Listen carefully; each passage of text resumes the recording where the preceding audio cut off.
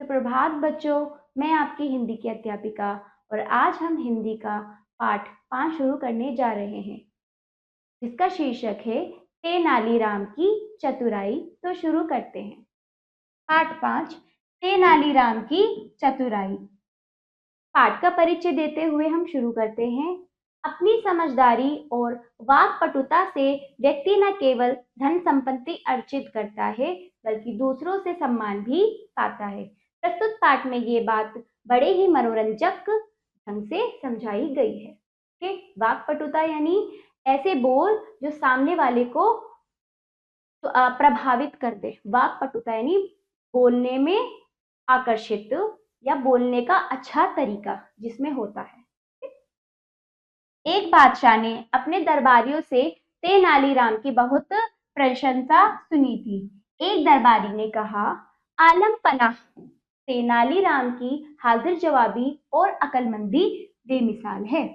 तो एक राजा के दरबारी जो थे, जो उसके दरबार में रहते हैं सलाह मशवरा के लिए, जो बाकी व्यक्ति राजा के साथ बैठते हैं, वो राजा से कहते हैं कि एक दरबारी, उन दरबारियों में से एक दरबारी कहता है, आलम पना, तेनालीराम की हाजिर जवाबी और अकलमंदी बेमिसाल है। हाजिर जवाब यानी उसके पास हर चीज का जवाब रहता है और वो बहुत समझदार है। किससे कहा? बादशाह से। आलम पना यानी आलम यानी राजा की पनाह में ये बात बोली। ठीक है। बादशाह इस बात की सत्यता परखना चाहता था। तो बादशाह इस बात को जानना चाहता था। उसने राजा कृष्णदेव राय को एक पत्र भेजा। किसे? कृष्णदेव राय को एक पत्र भेजा यानी लेटर भेजा, जिसमें उसने प्रार्थना की कि तेनालीराम को 1 मास के लिए उसके राज्य भेज दिया जाए, जिससे उसकी सूझबूझ का नमूना बादशाह खुद देख सके। ठीक है। तो क्या हुआ, वो जो तेनालीराम था वो किसके साथ रहता था? राजा कृष्णदेव राय के महल में रहता था। ठीक है। तो जो दूसरा राजा था वो उनसे क्या करता है? प्रार्थना करता है कि उनसे कहता है कि तेनालीराम को 1 मास यानी 1 महीने के लिए मेरे राज्य में भेज दिया जाए, जिससे मैं उसकी समझदारी सूझबूझ का उदाहरण देख सकूं। ठीक है। नमूना यानी उदाहरण। ठीक है। कृष्णदेव राय ने तेनालीराम को विदा करते समय कहा, तुम्हारी सूझबूझ और बुद्धिमानी की परीक्षा का समय आ गया है। जाओ और अपना कमाल दिखाओ। अगर तुम पुरस्कार ले आए तो मैं भी तुम्हें 1000 स्वर्ण मुद्राएं दूंगा, और अगर तुम पुरस्कार ना प्राप्त कर सके तो मैं तुम्हारा सिर मुड़वाकर दरबार से बाहर निकाल दूंगा। तो इस तरह से कौन? कृष्णदेव राय राजा ने उसको विदा करते हुए यानी उसको भेजते हुए दूसरे राजा के राज्य में कहते हैं कि अगर तुम जीत आए, तुम अपनी समझदारी और सूझबूझ की तुम्हारी वहां परीक्षा हो रही है, अगर तुम जीत के आए, इनाम लेकर आए, तो मैं भी तुम्हें इनाम दूंगा, और तुम हार कर आए और तुम्हें पुरस्कार ना प्राप्त हुआ, ना मिल पाया, तो मैं तुम्हारा सर मुंडवा कर, अब तुम्हारे बाल कटवा कर क्या करूंगा? दरबार से बाहर कर दूंगा। ठीक है।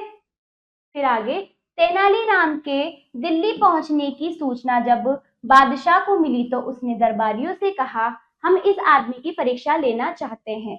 मेरी ताकीद है कि आप लोग इसके मजाकों पर ना हंसे। तो फिर जब जो राजा उसको अपने अपने दरबार में बुलाना चाहता था, उसको पता चला कि अब वो आने वाला है, तो वो अपने दरबारी दिल्ली में, ठीक है, दिल्ली पहुंचने की सूचना, जो दूसरा राजा था वो दिल्ली में था, तो वो अपने दरबारियों यानी जो बाकी व्यक्ति उसके साथ बैठते हैं उनसे कहता है कि मेरी ताकीद है कि मैं तुम्हें इस बात को समझाना चाहता हूँ अच्छी तरह से कि जब भी वो आए, वो कितना भी तुमको हंसाने की कोशिश करे, उसके मजाकों पर हंसना नहीं है। ये आदमी इनाम हासिल करके ना जाने पाए। तो वो बोलता है कि ये किसी भी हालत में ना जीत पाए और ना ये इनाम यानी पुरस्कार है ना, या तोहफा ना हासिल कर पाए। दरबार में पहुंचकर तेनालीराम ने अपनी बातों से बादशाह और दरबारियों को हंसाने का प्रयत्न किया। वह क्रम 15 दिन तक चलता रहा, लेकिन कोई ना हंसा। 16वें दिन तेनालीराम ने दरबार जाना छोड़ दिया। तो फिर क्या हुआ? दरबार में पहुंचकर 15 दिन तक पहले दिन क्या करा, उसको हंसाने की कोशिश किया, बाकी दरबारी और बादशाह को, वो लोग नहीं हंसे। ये 15 दिन तक करता रहा, कुछ नहीं हो पाया। फिर उसने 16वें दिन दरबार जाना छोड़ दिया। ठीक है। दरबार यानी महल की वो जगह जहाँ राजा और उसके बाकी अन्य व्यक्ति साथ में बैठते थे। ठीक है। बैठते थे, बैठक के रूप में, जो महल के अंदर होता था। एक दिन एक दिन बादशाह रोज की तरह सैर को निकला। साथ में एक नौकर भी था, जिसके हाथ में अशर्फियों की थैलियां थी। बादशाह ने देखा कि सड़क के किनारे एक बहुत बूढ़ा व्यक्ति, जिसकी कमर झुकी हुई थी, पेड़ लगा रहा है। बादशाह ने उसके पास जाकर कहा, बूढ़े मियाँ, ये क्या कर रहे हो? तो फिर एक दिन ऐसा हुआ कि राजा कहाँ निकला? सैर सपाटे के लिए, मतलब सैर के लिए बाहर घूमने निकला। उसके साथ कौन था? एक व्यक्ति नौकर के रूप में था, जिसके हाथ में क्या थी? अशर्फियां। अशर्फियां उन्हें कहते हैं जो सोने के सिक्के की भरी थैली थी। बादशाह ने देखा सड़क के किनारे एक बूढ़ा व्यक्ति कुछ कर रहा है, जिसकी कमर झुकी हुई है। ठीक है। वो क्या कर रहा था? पेड़ लगा रहा था। बादशाह ने उसके पास जाकर कहा, बूढ़े मियाँ, ये क्या कर रहे हो? फिर आगे, आम का पेड़ लगा रहा हूँ। इस इलाके में यह पेड़ कम पाया जाता है, इसलिए अच्छी बिक्री होगी, बूढ़े ने कहा। ठीक। लेकिन आपकी उम्र तो काफी अधिक है, इस पेड़ के फल खाने के लिए आप तो होंगे नहीं, फिर इस मेहनत का क्या लाभ? बादशाह ने कहा। तो इस तरह से आम का पेड़ वहां नहीं था ज्यादा, तो क्या हुआ? बूढ़े ने आम के पेड़ लगाने की सोची। तो बादशाह क्या कहता है उससे कि जब तक ये बड़ा होगा तब तक तो आप मतलब जीवित नहीं होंगे, यानी जिंदा नहीं रहेंगे, तो आपके पेड़ के फल कौन खाएगा? आपको क्या फायदा? फायदा यानी लाभ। बादशाह ने ये बात किससे कही? बूढ़े से। ठीक है। फिर क्या हुआ? बूढ़े ने बोला, आलम पना यानी आलम पना का अर्थ है दुनिया को या लोगों को शरण देने वाला, सुरक्षित रूप से। ठीक है। शरण देने वाला। ठीक है। आलम पना, मेरे अब्बा जान ने जो पेड़ लगाए थे उनके फल मुझे खाने को मिले, इसी तरह मेरे द्वारा लगाए हुए पेड़ के आम कोई और खाएगा। जब मेरे लिए अब्बा जान ने पेड़ लगाए तो मैं दूसरों की खुशी के लिए ऐसा क्यों ना करूं? बूढ़ा बोला। फिर आगे, हमें आपकी बात पसंद आई। बादशाह के कहते ही नौकर ने 100 अशर्फियों की थैली बूढ़े को दे दी। बादशाह सलामत बहुत मेहरबान है। ठीक है। इस तरह से बूढ़े ने, जब उसको क्या हो गया, इसकी ये बात सुनकर बादशाह खुश हुआ, तो बादशाह ने अपने नौकर से कहा कि वो 100 अशर्फ यानी 100 सोने के सिक्के दे दो। फिर क्या कहा? बूढ़े ने क्या कहा?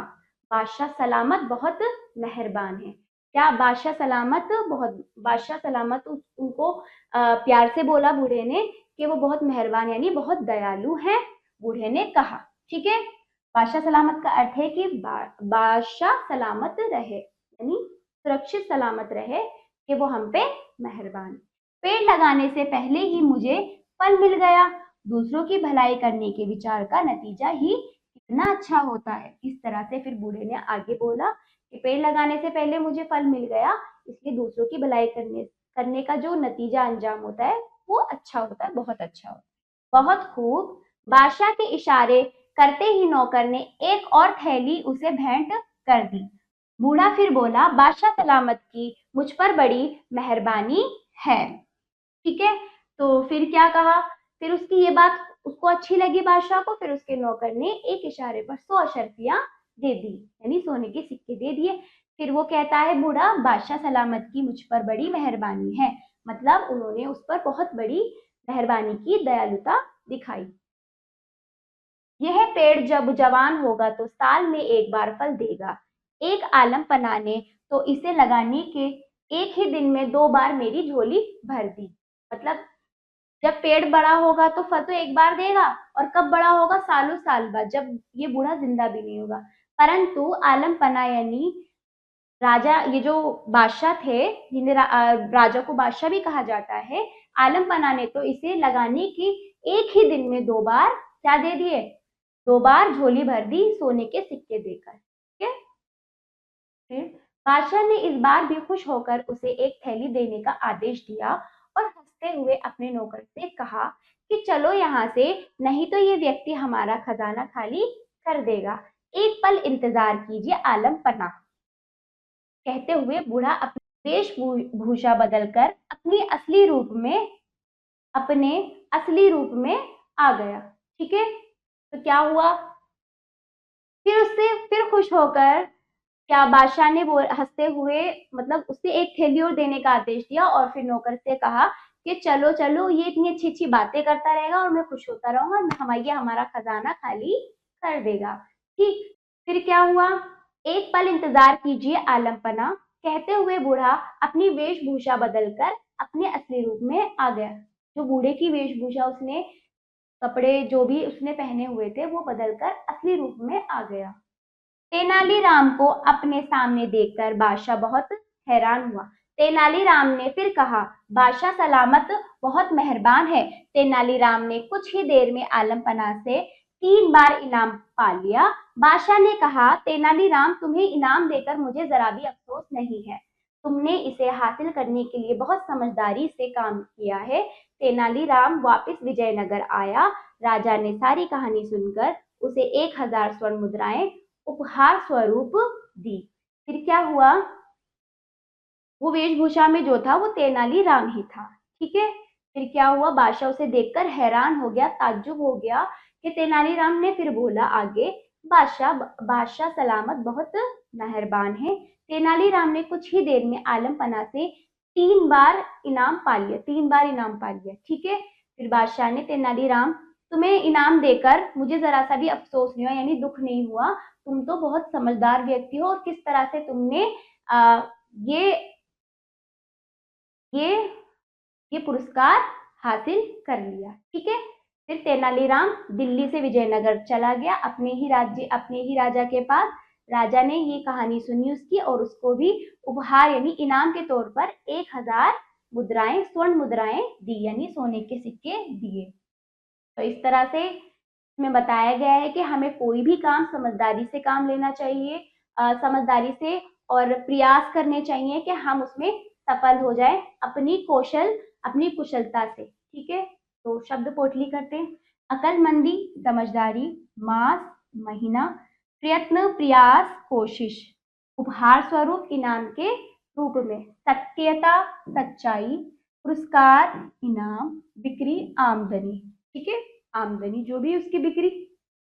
चलिए, बातों ही बातों में इन प्रश्नों का उत्तर आप वाचन कौशल यानी बोलकर देंगे। फिर लिखिए क्या पढ़ा, जो भी मैंने आपको पढ़ाया समझाया उनका उत्तर आप इन प्रश्नों का उत्तर अपनी अभ्यास पुस्तिका में दीजिएगा। आगे बढ़ते हैं, सही उत्तर वाले गोले को रंगिए। पहला देखिए, तेनालीराम की बेमिसाल थी क्या, अकलमंदी। दूसरा, ख, तेनालीराम को कहाँ पहुंचना था, दिल्ली। तीसरा देखिए, ग, बादशाह कितनी बार बूढ़े व्यक्ति को इनाम दे चुके थे, 3 बार। ठीक है, अब आगे बढ़िए।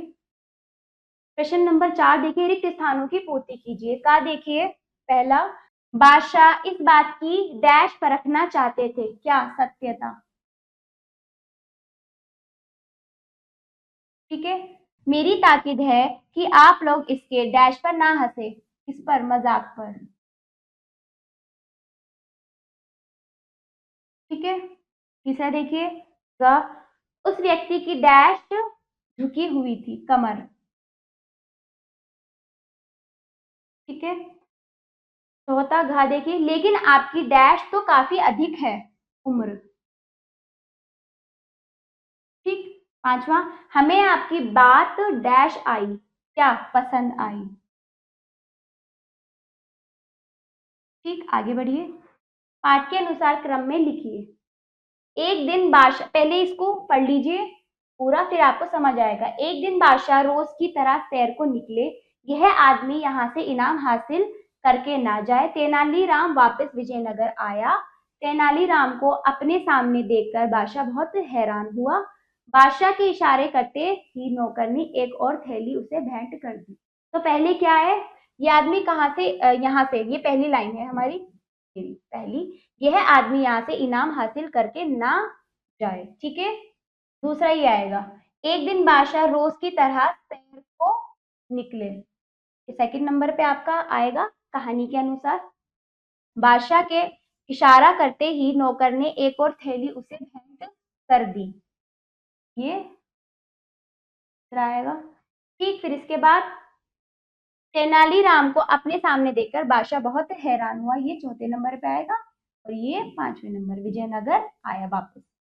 ठीक, इस तरह से आपका ये पाठ भी समाप्त हुआ बच्चों। आशा करती हूँ ये पाठ आपको समझ आया होगा और आप इसका अभ्यास करें, अपनी अभ्यास पुस्तिका में जरूर कीजिएगा। और अब हम मिलते हैं अगले पाठ पर। धन्यवाद।